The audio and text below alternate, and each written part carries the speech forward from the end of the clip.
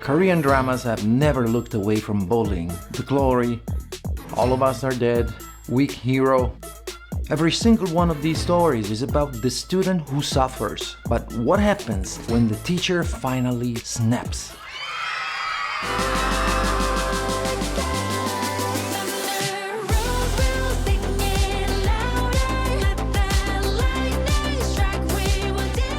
Today we're talking about Teach You a Lesson, a K-drama that, honestly, made me stop asking, is this realistic?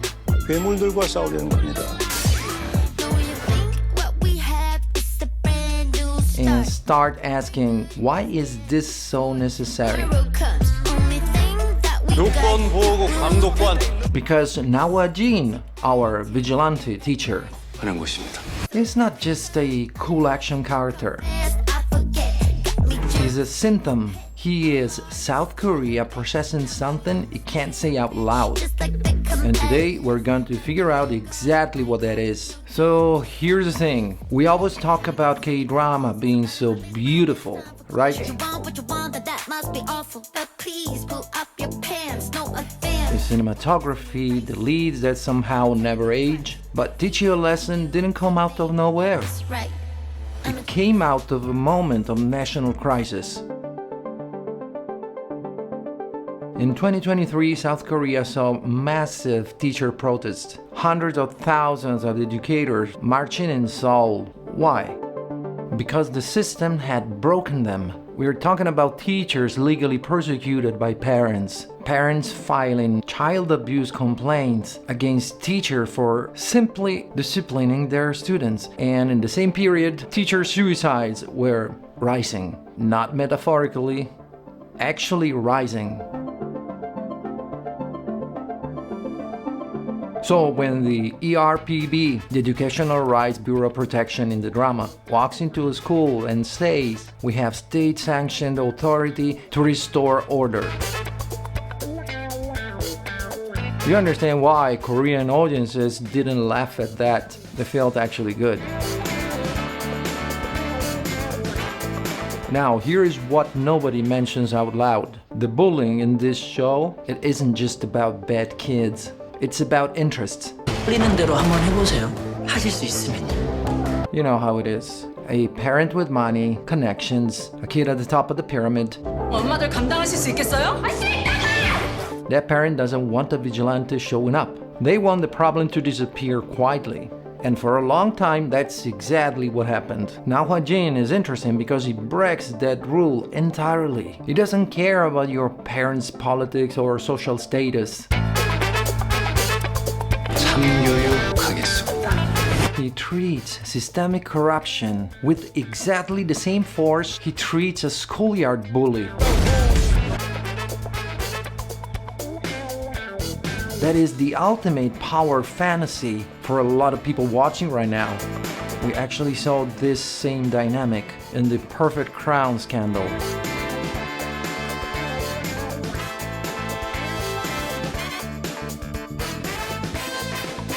I link that video right here, where power and status basically became a protective shield. But Teach You a Lesson asks, what if someone finally removed that shield? But here is where it gets really interesting. While the drama uses fists, real Korea is using something completely different.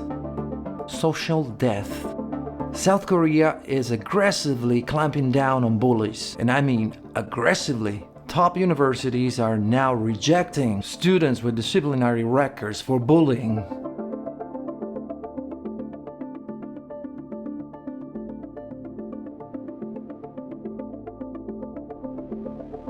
Not maybe, not will review it, reject it.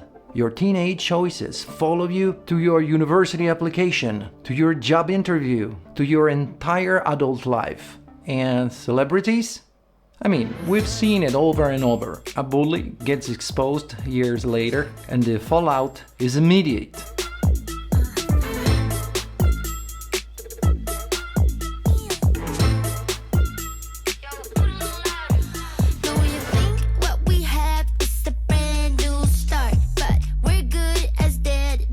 contracts cancelled, dramas pulled, careers erased overnight. It doesn't matter if it was 5, 10, 15 years ago. It's a kind of a blood contract you sign in high school and you don't even know you signed it. It actually reminded me of the concept of girigu. 을 이뤄주는 앱이지. 길이고. 응, 맞아. 네 사주랑 이름부터 종이에 써야 돼. 꼭 이 전송 버튼 누르시고. This idea that one moment, one choice starts a countdown you can't stop. And when that timer hits 0, 0이 되면 so here's the question. Is the social death of real life actually more terrifying than the physical discipline we see in this drama? Because Na Hwa-jin hits you once.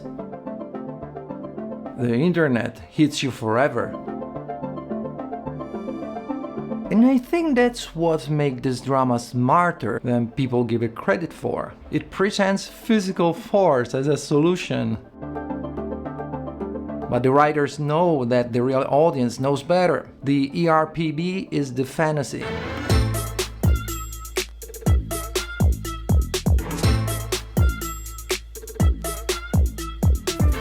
The social reckoning happening outside that drama, that's the reality.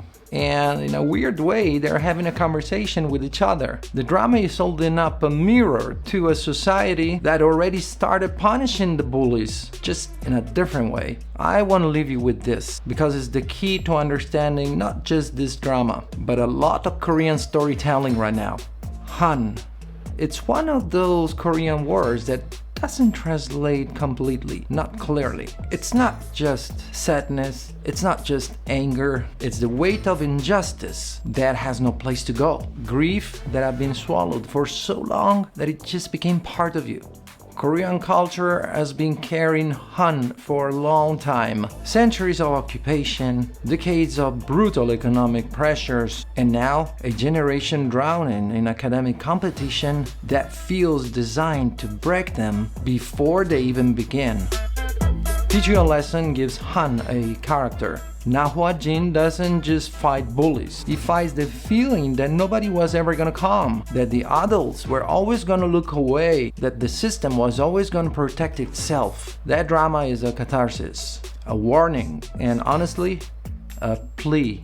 A plea for a system that finally decides a kid's life matters more than their university ranking. But here's what I want to know from you guys. Do you think that a vigilante teacher like the one in this show, Na Hwa-jin, is a sign that South Korea is finally waking up? Or a sign that the system is too far gone to fix itself? And leave a comment down below, I want to know your opinion on this. Smash the like button, subscribe if you ain't already. 안녕. 사랑한다잉.